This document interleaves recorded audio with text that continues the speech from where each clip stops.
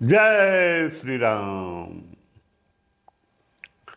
आज जो रामचरितमानस में एक चौपाई है, सुंदरकांड में लिया गया है कि ढोल गंवार शूद्र पशु नारी सकल ताड़ना के अधिकारी। इस पर बहुत विवाद चल रहा है और बड़े बड़े संत महात्मा जो बड़े प्रख्यात हैं, जो पुरस्कार तक पा चुके हैं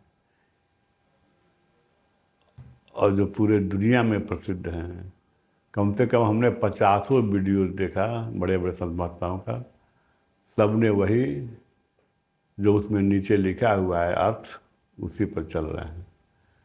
कोई अपने मन से सोचने की कोशिश नहीं कर रहा है कि इसका अर्थ क्या है। इतना बड़ा विवाद का विषय नहीं है। इसको एक तो रामचरितमानस भगवान शंकर द्वारा लिखा गया है और भगवान शंकर ऐसी बात नहीं लिख सकते हैं। ये लोग विवाद का विषय इसलिए बना रहा है कि इसको तुलसीदास ने लिखा है, जो ब्राह्मण हैं। तो ब्राह्मण हैं तो छोटी जातियों से, औरतों से वो छोटी जातियों औरतों को अपमानित कर रहे हैं। ऐसी बात नहीं है, ये भगवान शंकर ने लिखा है।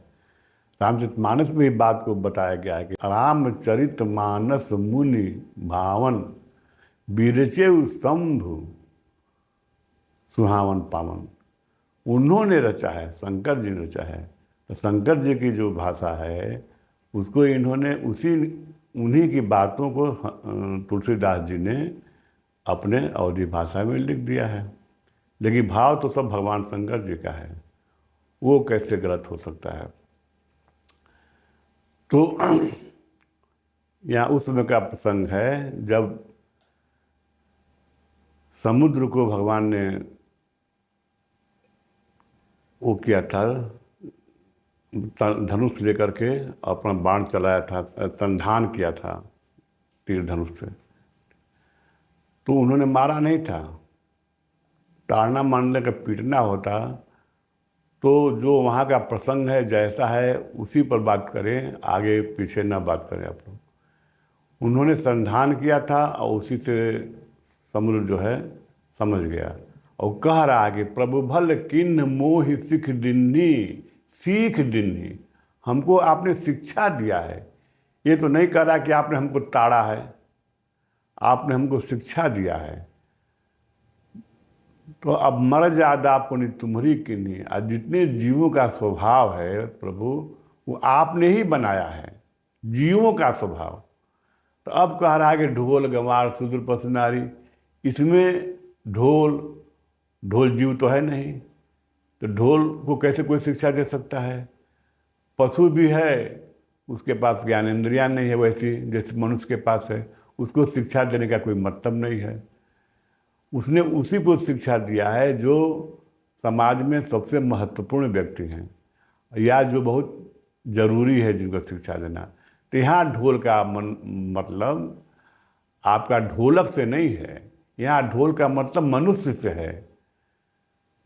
आप कभी कोई आदमी जो है जब पेट वोट निकल जाता है तो लोग कह देते हैं कि अरे आप तो पूरा ढोलक हो गए हैं।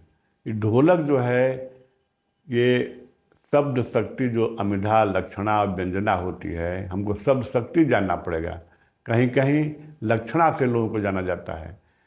तो ढोलक जो है लक्षण, इसका लक्षणा मनुष्य है। जैसे ढोलक ऊपर पतला होता है, बीच में मोटा होता है, नीचे पतला होता है, वैसे ही मनुष्य की आकृति है, ऊपर पतला, बीच में मोटा, नीचे पतला। इसलिए यहाँ ढोलक मतलब ढोलक नहीं है। ढोलक को कोई क्या शिक्षा दे सकता है, कैसे शिक्षा दे सकता है। और ढोलक को शिक्षा से क्या मतलब, जो मृत प्राय है वो जीवंत है ही नहीं है। और वहीं पशु है, पशु मतलब चौपाया नहीं, चौपाया पशु की बात नहीं कही गई है, ये बिना सींग पूंछ वाले पशु की बात कही गई है। और इसका एक संकेत भगवान राम सुंदर कांड में आ भी गया है कि असप्रभु छाड़ भजही जे आना, तेनर पशु बिन पूंछ बिसाना। जो आदमी ऐसे प्रभु को छोड़ करके दूसरे की शरण में जाता है, ऐसे पशु बिना सींग पूंछ के पशु होते हैं। तो ऐसे लोगों को शिक्षा देने के लिए कहा गया है कि जो पशुवत आचरण करते हैं, पशु की तरह केवल खाने पीने और बाकी जानवर और क्रियाएं करने में ही पूरा जीवन बिता देते हैं। क्योंकि मनुष्य का जीवन मिला है आत्मा का उद्धार करने के लिए, ताकि हम आवागमन के चक्कर से मुक्त हो सके। मुख्य उद्देश्य मनुष्य शरीर का यही मिला है। या हम कैसे प्राप्त करेंगे? भगवान का भजन करके पढ़ेंगे। यही तन कर फल विषय न भाई, स्वर्ग स्वल्प अंत दुखदाई। आ नर्तन उपाय विषय मन देही, पलट सुधा सटते विषदे। इसमें क्या कहना चाहता है? यह जीव जो है मनुष्य का शरीर पा करके विष्णु में लगा हुआ है। आज जो विष्णु में लगा हुआ है इसी को बार बार पशु कहा गया है। भागवत पुराण में कई जगह ऐसे लोगों के लिए पशु शब्द का प्रयोग हुआ है। साहित्य संगीत कला विहीन, ये सब है ना, जो साहित्य संगीत कला विहीन है, ऐसे लोग मृगाण रूपेण मनुष्य रूपेण मृगा चरंती, मनुष्य के रूप में मृगा चरे माने पशु हैं। तो जो आदमी पशु पास सबसे बना है, पास माने होता है बंधन। जो सांसारिक बंधन प्रपंच में लगा हुआ है वो पशु है। ऐसे पशुवत आचरण करने वाले मनुष्य को शिक्षा दीजिए। पहला क्या हुआ? अब ढोलक इतना नहीं महत्वपूर्ण है कि समुद्र जी सबसे पहले कहें कि ढोलक को शिक्षा दीजिए।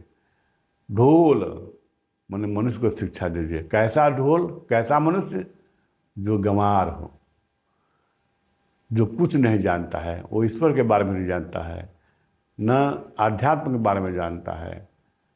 ऐसे उल्लू को शिक्षा दीजिए, वो सीधा साधा है। गंवार शूद्र वर्ण व्यवस्था में अगर जो सबसे उत्तम है, जो नेचुरल है, वो है शूद्र।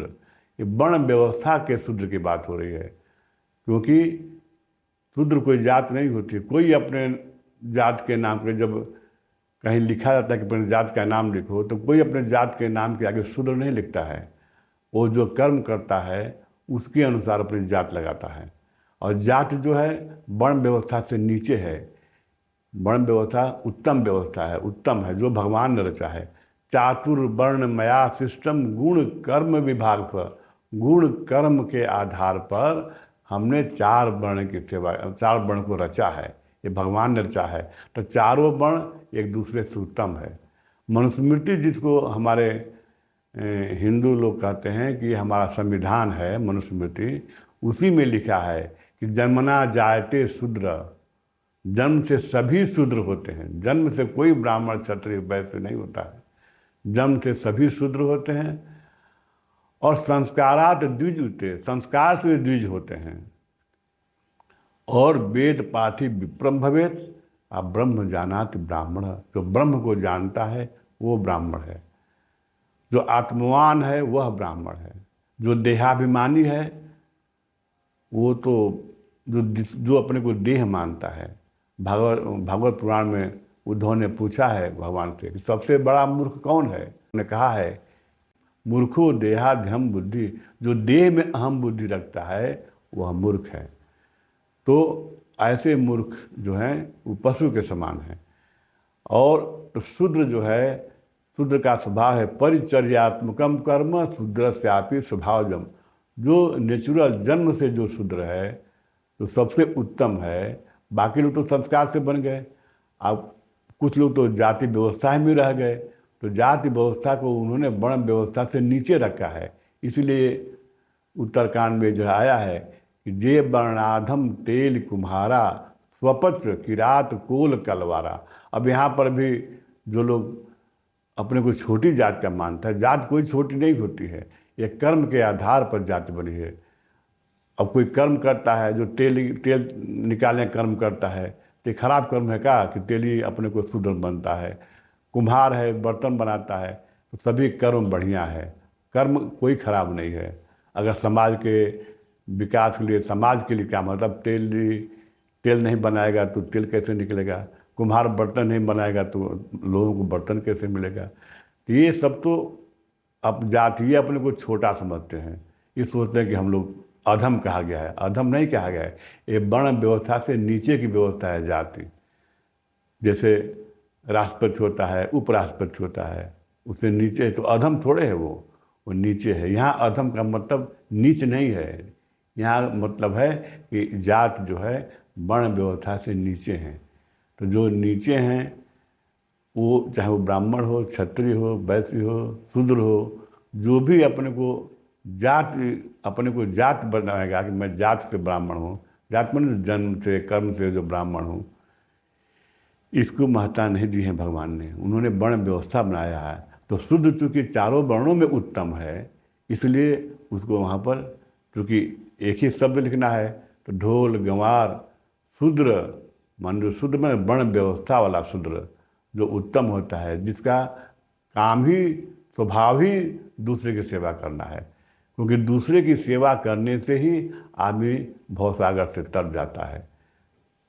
रामचरितमानस में लिखा है कि सेवक सेव्य भाव बिनु भव न तरिय उर्गार। बिना सेवक और सभ्य के भाव के बिना इस संसार से पार नहीं हो सकता है। हे गरुण जी, सेवक जो शूद्र होता है अपने को सेवक मानता है, और सेव्य कौन है? भगवान। आज चूंकि भगवान ही सभी के हृदय में रहते हैं, सर्व पुण्य सर्वज्ञ सर्व उर्वासी, सर्वरूप सब रहित उदासी। भगवान सर्वज्ञ हैं, सर्व उर्वासी, सबके हृदय में रहते हैं, सर्वरूप सभी रूप में वही हैं। तो वो भगवान को ही सब रूपों में समझ करके वो सबकी सेवा भाव रखता है। उससे कोई ज़बरदस्ती सेवा नहीं करा सकता है। इसीलिए जितने अखिल भारतीय सेवाएं हैं सब में सेवा रखा है। भारतीय प्रशासनिक सेवा, भारतीय पुलिस सेवा, भारतीय चिकित्सा सेवा, भारतीय न्यायिक सेवा, ये सब सेवाएं लगी हैं। इसलिए हमारे प्रधानमंत्री जी भी अपने को कहते हैं कि मैं प्रधान सेवक हूँ। उस सेवा का महत्व जानते हैं। शूद्र, पशु और नारी, नारी तो सबसे श्रेष्ठ है। बिना नारी के तो सृष्टि संभव ही नहीं है। और यहाँ लिखा है कि यत नार्यस्तु पूज्यन्ते रमन्ते तत्र देवता। जहाँ नारी की पूजा होती है, इसे मनुस्मृति में लिखा है, वहाँ देवता निवास करते हैं। और आगे और श्लोक हैं जिसमें लिखा है कि जिस घर में नारी सोचती है, चिंता करती, दुखी रहती है, वह घर, वह राज्य, वह देश कभी सुखी नहीं हो सकता है। जहाँ नारी दुखी होगी, जहाँ पति और पत्नी दोनों सुखपूर्वक रहते हैं, उस घर में लक्ष्मी अपने आप आती हैं। तो इसलिए नारी को शिक्षा, प्रभु भल किन्न मोय सिख देनी, जो उन्होंने उसको सीख दिया है शिक्षा, वही शिक्षा देने के लिए वह मनुष्य को कहते हैं कि मनुष्य को शिक्षा दो। भगवान जी, हे प्रभु आप शिक्षा दीजिए। और मनुष्य को में कौन आते हैं? जो मनुष्य गंवार है, जो शूद्र वर्ण व्यवस्था में शूद्र है, जो सबसे उत्तम है, वह अगर सेवा उसको शिक्षा नहीं देंगे तो अपने सेवा भाव नहीं कर पाएगा। इसलिए उसको बताइए कि शूद्र की क्या विशेषताएं होती हैं, शूद्र कौन, शूद्र किसे कहते हैं, शूद्र का समाज में क्या महत्व है। तो जो भी सेवा है वो सब शूद्र के नाम से है। और पशु, जो पशु जैसा जो विषयों में लगा हुआ है, पास माने बंधन, जो विषयों के बंधन में है, जो इंद्रियों के बस में, इंद्रियां अपने उसको घुमा रही हैं अपने अपने विषयों की ओर, ऐसे लोग पशु के समान है, इनको शिक्षा दीजिए। और नारी जो सबसे महत्वपूर्ण है, एक बार नेपोलियन ने कहा था कि मुझे 100 अच्छी माताएं दो, मैं एक अच्छा राष्ट्र दूंगा। आज इसलिए नारी को सकल प्रकार ताड़ना के बड़े शिक्षा के अधिकारी हैं, फंडामेंटल राइट है उनका। उनको इन सबको शिक्षा से वंचित न किया जाए। ये नहीं कह दिया जाए कि औरतों को पढ़ाया नहीं जाएगा। लोग पहले कहते थे, लेकिन औरतों को शिक्षा देना बहुत ज़रूरी है, ताकि औरतें शिक्षित होंगी तो पुरुष शिक्षित होंगे, पुरुष शिक्षित होंगे तो राष्ट्र बढ़िया होगा। इसलिए यह इस चौपाई में कोई ऐसी बात नहीं लिखी गई है कि किसी को बुरा लगे। यहाँ पशु माने चौपाया नहीं होता है। पशु माने जो पास, जो इंद्रियों के बस में है, वह पशु है। इस प्रकार ढोल गंवार शूद्र पशु नारी में किसी प्रकार की कोई आपत्तिजनक बात नहीं है। अब कहीं कोई लोग, कुछ लोग कहते हैं वहाँ शूद्र नहीं है, क्षुद्र है। अब दूसरे आदमी इतने बेवकूफ़ थे कि उस शूद्र और क्षुद्र अनजाने से लिख दिए गए। तरह तरह की बातें लोग कहते हैं, लेकिन ऐसी कोई बात नहीं है। ये ढोल गंवार शूद्र पशु नारी, इसी तरह पूज्य विप्रशील गुणहीना, ये सब जो है विवादित नहीं है। जय श्री राम।